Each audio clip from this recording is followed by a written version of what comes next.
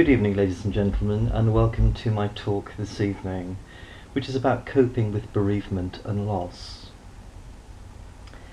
Losing someone or something you love is very painful.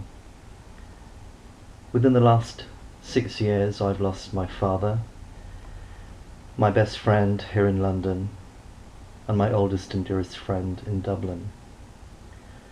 After a significant loss, you may experience all kinds of difficult and surprising emotions, such as shock, anger, guilt, and loss of faith. Sometimes it will seem like it will never go away. While these feelings can be frightening and overwhelming, they are normal reactions to loss. Accepting them as part of the grieving process and allowing yourself to feel what you feel is necessary for healing and eventually moving on. There is no right or wrong way to grieve, but there are healthy ways to cope with the pain. You can get through it. Grief that is expressed and experienced has a potential for healing that eventually can strengthen and enrich your life. Grief is a natural response to loss.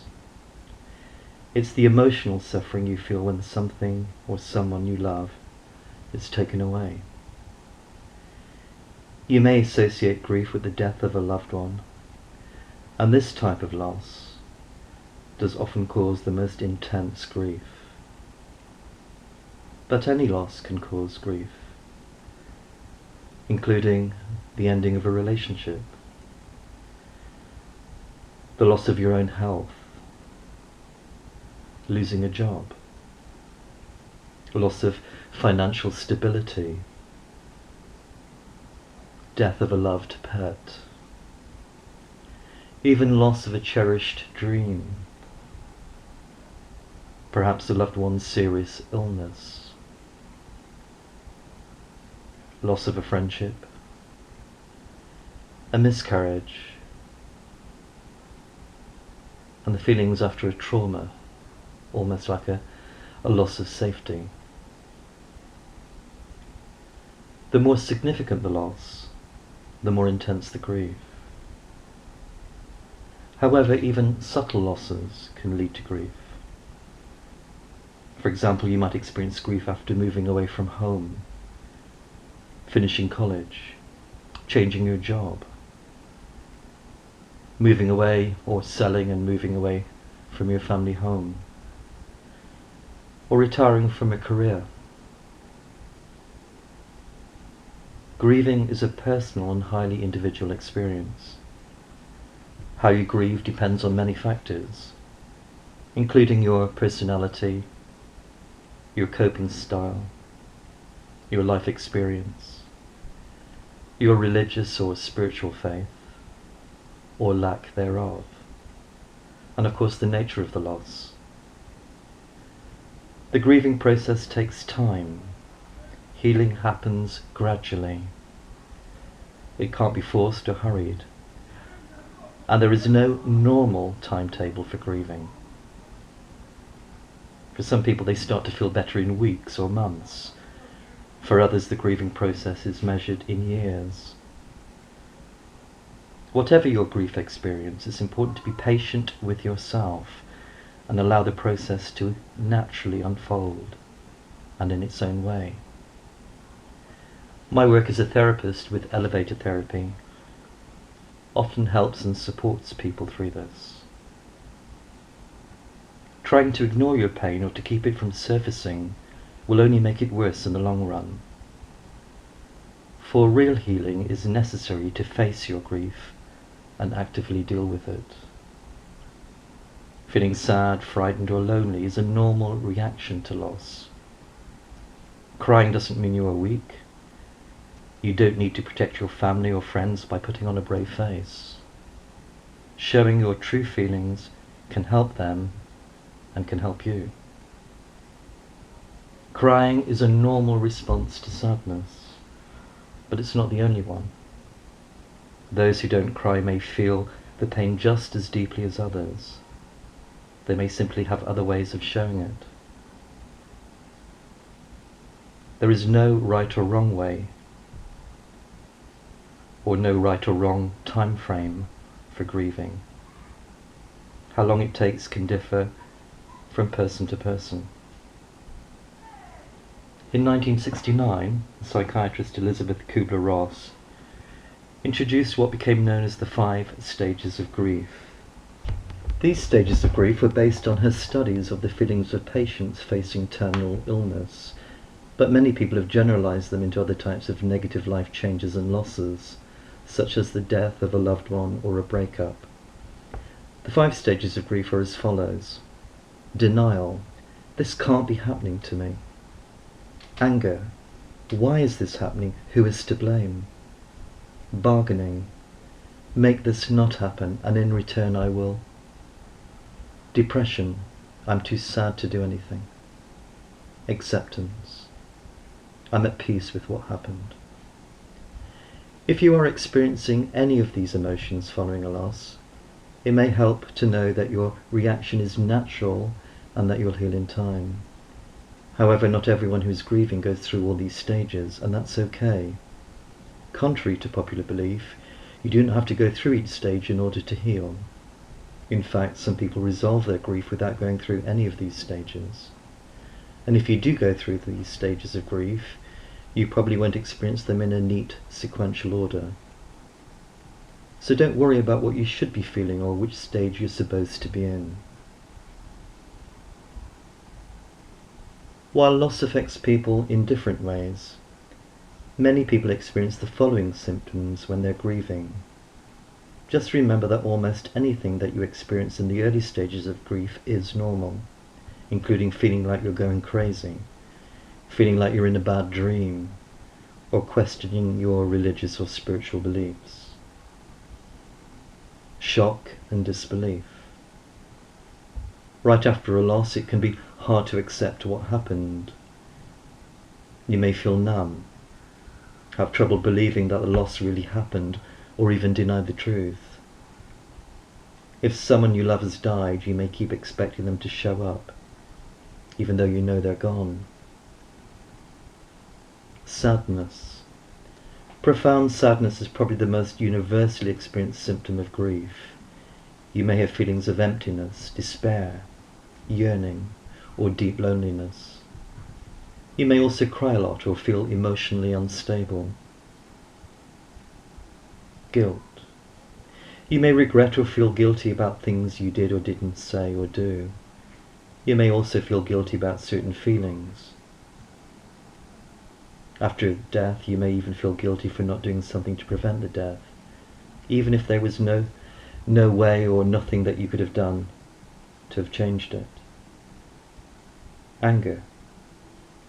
Even if the loss was nobody's fault, you may feel angry and resentful. You've lost a loved one. You may be angry at yourself, or at God, the doctors and medics, or even the person themselves for dying and abandoning you. You may feel the need to blame someone for the injustice that was done to you. Fear. A significant loss can trigger a host of worries and fears. You may feel anxious, helpless, or insecure. You may even have panic attacks. The death of a loved one can trigger fears about your own mortality, or facing life without this person, or the responsibilities you now face alone. Physical symptoms. We often think of grief as a strictly emotional process, but grief often involves physical problems, including fatigue, nausea, lowered immunity, weight loss or weight gain, aches and pains, and disrupted sleeping. The first thing in coping with grief and loss is to get support. The single most important factor in healing from loss is having the support of other people. Even if you aren't comfortable about talking about your feelings under normal circumstances, it's important to express them when you're grieving. Sharing your loss makes the burden of grief easier to carry. Wherever the support comes from, accept it and do not grieve alone. Connecting to others will help you heal. Finding support after a loss. This is the time to lean on the people who care about you. Even if you take a pride in being strong and self-sufficient, draw your loved ones close to you rather than avoiding them, and accept the assistance that's being offered. Oftentimes people want to help out but don't know how to do that. So tell them what you need, whether it's a shoulder to cry on or help with funeral arrangements. If you follow a religious tradition or a spiritual way of being, embrace the comfort its mourning rituals can provide. Spiritual activities that are meaningful to you, such as praying, meditating, going to church, lighting candles. All of these can offer solace. If you're questioning your spiritual belief in the wake of this loss, talk to a clergy member or others in your religious community, or seek a psycho-spiritual counsellor. Grief can be very lonely, even when you have loved ones around you. Sharing your sorrow with others who have experienced similar losses can help enormously. Talking to a therapist or a grief counsellor is great too. It helps and makes it easier to bear. Talk to a therapist or grief counsellor. It will help you cope with it better. An experienced therapist can help you work through intense emotions and overcome obstacles in your grieving. Writing can be a wonderful thing too. Writing is a form of self-expression that can be a major factor in how you cope with the death of your loved one. This can be especially important if you live alone. Anyone can write. You don't have to be a good writer or a speller to use writing as a potent tool to cope with the death of a loved one. Nor do you have to write a lot each time you sit down with your pen in hand. Simply write what you feel at the time is the best rule. Writing consistently leads to healing. It helps you obtain and understand new insights and ideas that often surface when you're alone and in a contemplative space. It can trigger your memory. You may discover a tinge of anger, hidden resentment, or even clarity over some of your feelings. Also, writing a letter to the deceased loved one can be an excellent way to finish unfinished business. Many people have written about their sorrow over not having been with a loved one at the moment of death, or for things that were said in haste, or not said at all. The next thing to do when you're grieving, and it's very important, is to take care of yourself. The stress of a major loss can quickly deplete your energy and emotional reserves. Looking after your physical and emotional needs will help you get through this difficult time. Face your feelings. You can try to suppress your grief, but you can't avoid it forever. In order to heal, you have to acknowledge the pain. Trying to avoid feelings of sadness and loss only prolongs the grieving process. Unresolved grief can lead to complications such as depression, anxiety, substance abuse, and health problems. Express your feelings in a forward and creative way. Perhaps, as I mentioned earlier, writing, but you may want to write a journal, like a diary, every day. Look after your physical health. The mind and body are connected. When you feel good physically, you also feel better emotionally. Combat stress and fatigue by getting enough sleep, eating right, and exercising. Try to avoid alcohol and certainly drugs to numb the pain of grief, because these don't really do anything much. They in fact can lead to worse problems over time. And don't let anyone tell you how to feel. And don't tell yourself how to feel either. Your grief is your own, and no one else can tell you when it's time to move on or get over it. Let yourself feel whatever you feel without embarrassment or judgment. It's okay to be angry. It's okay to feel sad, to cry or to not cry. It's also okay to laugh, to find moments of joy and to let go when you're ready. Also, it's worth considering planning ahead for grief triggers such as anniversaries, holidays and milestones that can reawaken memories and feelings. Be prepared for an emotional slap in the face and know that it's completely normal. If you're sharing a holiday or life event with other relatives, talk to them ahead of time about your expectations, their expectations, and agree on strategies to honour the person you loved.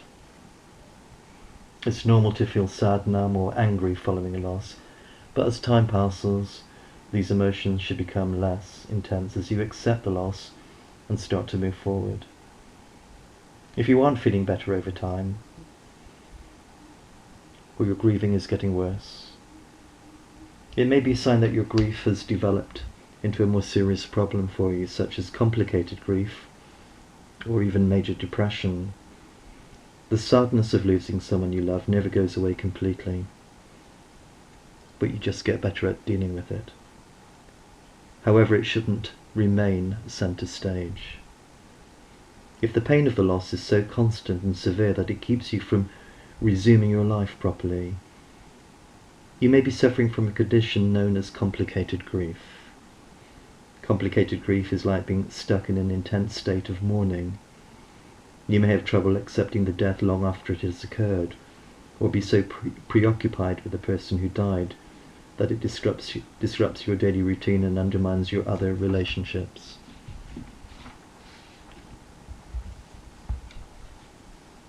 Distinguishing between grief and clinical depression isn't always easy. It can be quite difficult, since they share many symptoms. However, there are a few ways to tell the difference. Grief involves a wide variety of emotions and a mix of good and bad days.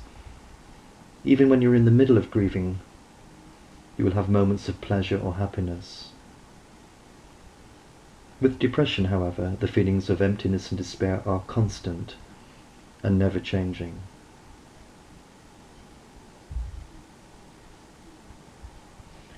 So when do you seek help for grief? That's often a question people ask. If you feel that it is complicated grief, or clinical depression quite basically, that is the time to talk to a mental health professional right away. Left untreated, complicated grief and depression can lead to significant emotional damage, life-threatening health problems, and even worse. But treatment can help you feel better and move on quite quickly. Contact a therapist or a grief counsellor when you feel like life isn't worth living. Wish you had died with your loved one. Blaming yourself for the loss or for failing to prevent it. Feeling numb and disconnected from others for more than a few weeks. If you're having difficulty trusting others since your loss, and if you are unable to perform your normal daily activities, that's the time that you really need help.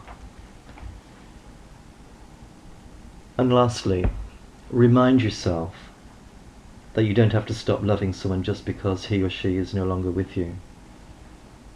When a memory pops up, send a loving thought and know that you are loved in return. You may find comfort in this and the strength to continue on in your own journey of life. I wish you well. Thank you.